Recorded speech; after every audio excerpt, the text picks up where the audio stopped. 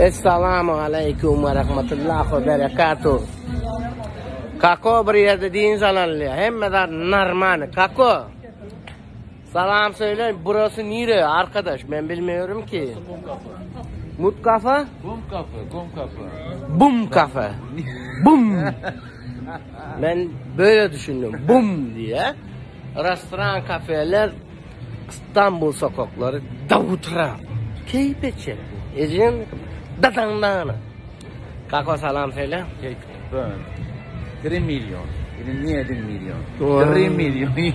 Kapa 1 milyon. Aynen öyle söyle kardeşim ya. Bu davutra sokaklara söyle.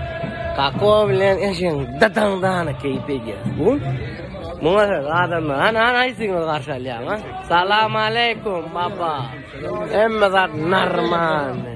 Salam aleyküm. Adı şeyde keyifli oldu. Emmezat narman. Bunun katon dostları kafe çağırır otururlardı. Kako salam söyle. Emmezat narman. İskender Özbekistan'dan o özüp her tayinle oturuyor. İskender salam söyle. Salam aleyküm. Emmezat narman. Oğlunlar mağarada hemmecesi adı şeyde karaboku deliliği batıyor. Hemme bak gül ya mesele yok. Dadandağını keyif edecek şu.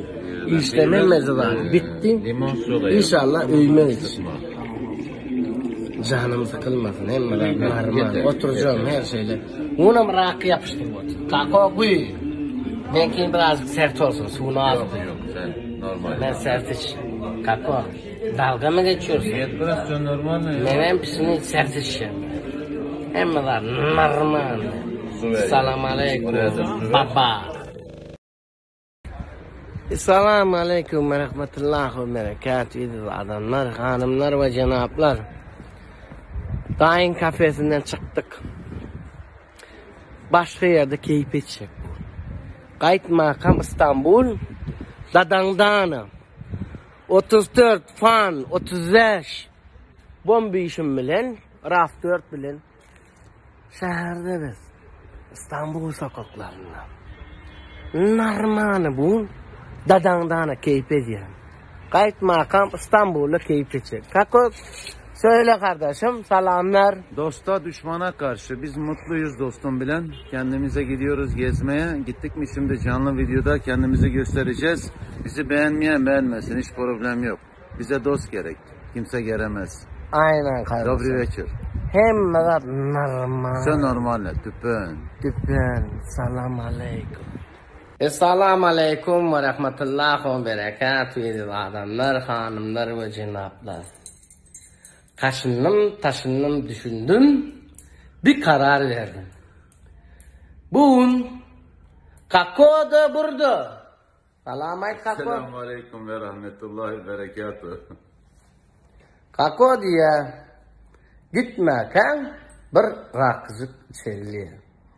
Ne fikirlerini atıyorsun? 70 yaş rakı balık bilen mi? Ya koy et mi? Rakı ne sever Kako? Balık sever. Rakı balık sever diyor. Hayırdır oğlum? Balık yiyecek onunla. Bu rakı bilen balığı adı şeydir. Her gidiyor işlemir dini. Hem normal bu. O derece göreyle. Ponu full keyif ediyor. Salam aleyküm.